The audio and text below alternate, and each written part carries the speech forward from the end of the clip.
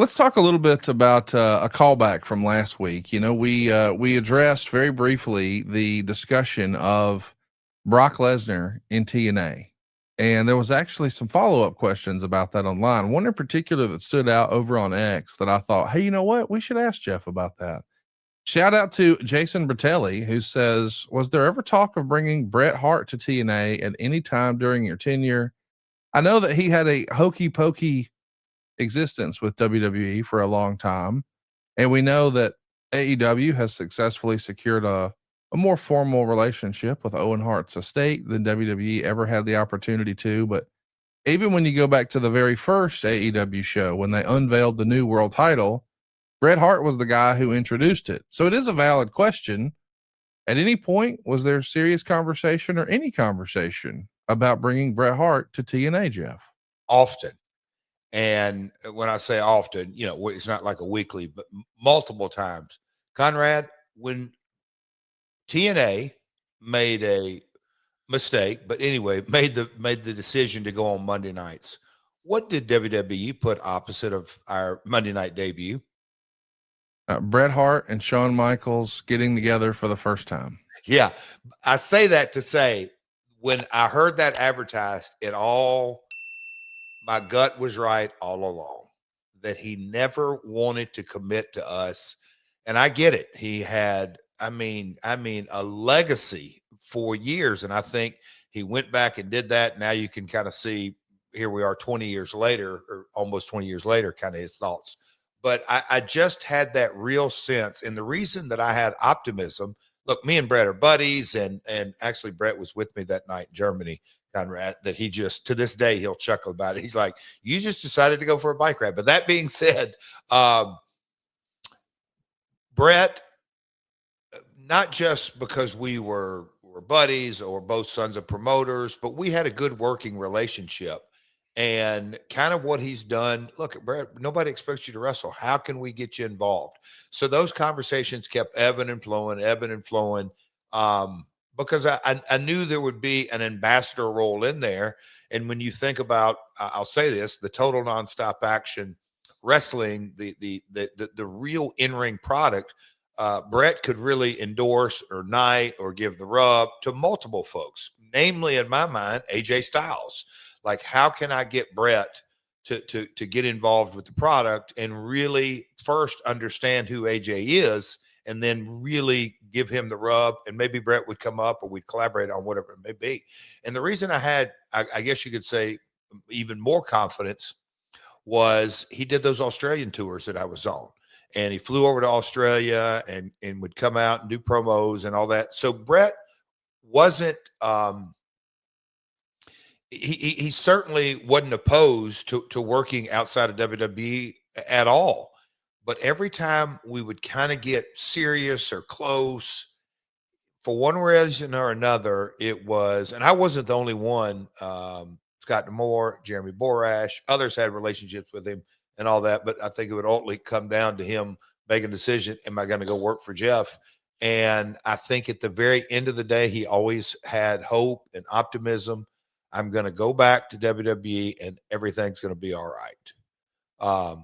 I just think that was in his brain, and we never would commit. And obviously he went back and all the different things that happened back then. But yes, there was multiple conversations with Bret through the years. Was there ever a discussion when you're talking to Bret about him getting back in the ring? Because we know he did, as silly as it was, wrestle a few matches with WWE. I'm not disparaging what Bret did. I know he had fun, but I'm saying it wasn't the same Bret. He was in jean shorts and a hockey jersey. Yeah. So they were positioned as one-off. I'm trying to sensitively say here that it wasn't like it was a full-time active roster run. It was a cameo type appearance. Was that ever discussed? No, that we specifically discussed, Bret, you can kind of let me know what you do or don't want to do. What my goal is, and he'd say, what are you thinking? And I said, Bret, your image, if you will, is the excellence of execution. The best there is, best there was, just all of that. And so we're not going to duplicate that here. But what you can do is bring your aura and bring in a promo and bring in a rub. And I said, whether we get into a storyline or not, that's up to you. I would kind of try to toss back to you and say, hey, man, what do you want to do?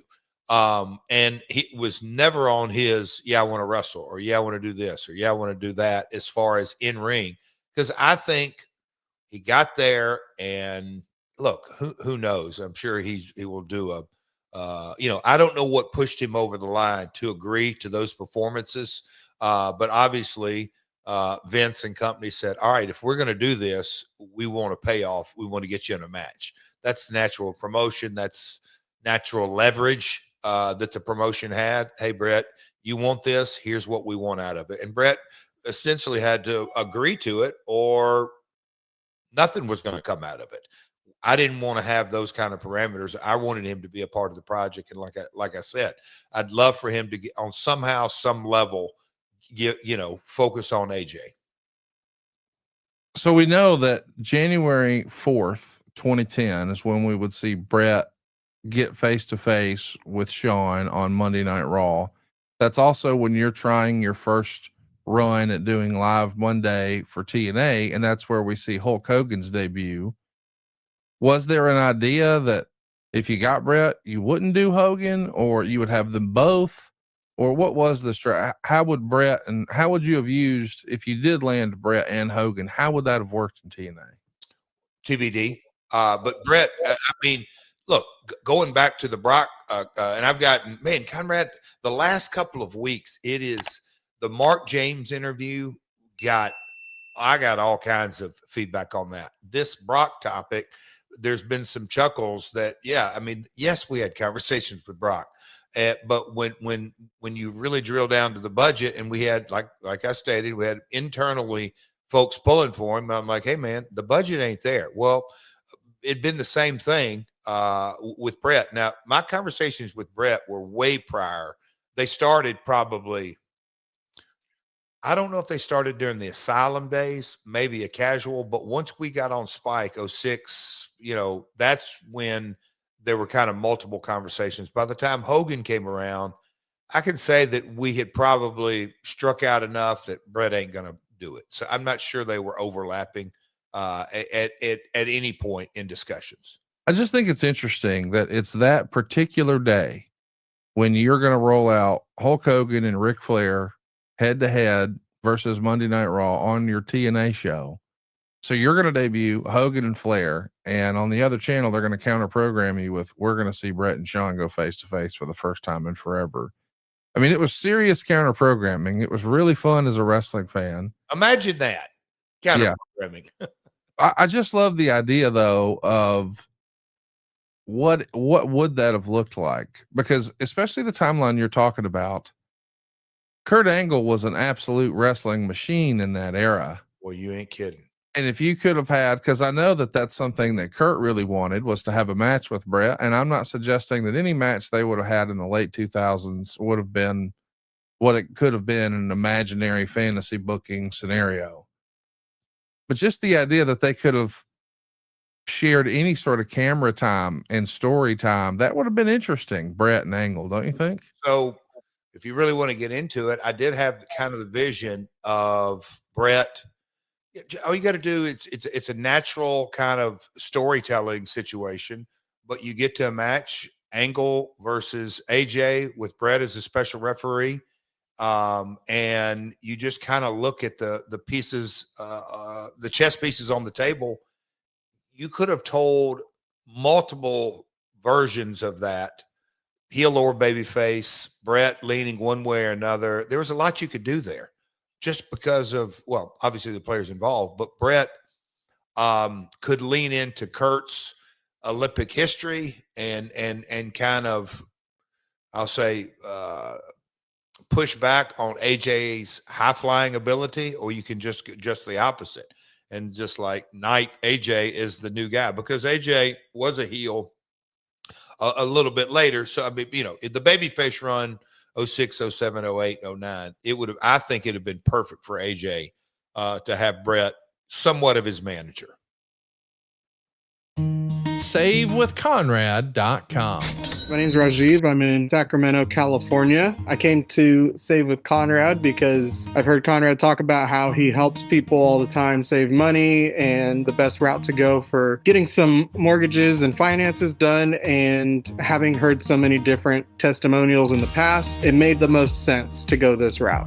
We were in the market for a new house and we wanted to know what we could afford. So we spoke with Steve and then Diane to get through the pre-approval process to see what we could afford. And then once we were able to understand that aspect of it, that was when we were able to shop around for a house to get a mortgage through Save with Conrad.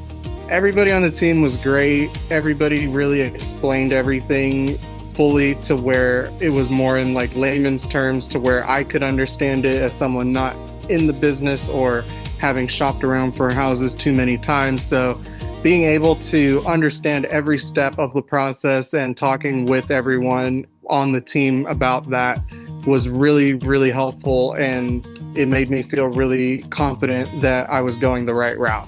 I would definitely recommend Save with Conrad to others. I know that sometimes people look at it and they go, oh, they're based in Alabama. What could they help me with? But I'm out here in California and they were able to square everything away and get things done really quickly, as opposed to sometimes even people out here don't move as quickly as the Save with Conrad team. So everything was really well done, really efficient, and I would definitely recommend Save with Conrad to others. My name is Rajiv. I'm in Sacramento, California, and I was able to get into my dream home with SaveWithConrad.com. That's number 212 non-equal housing lender. SaveWithConrad.com.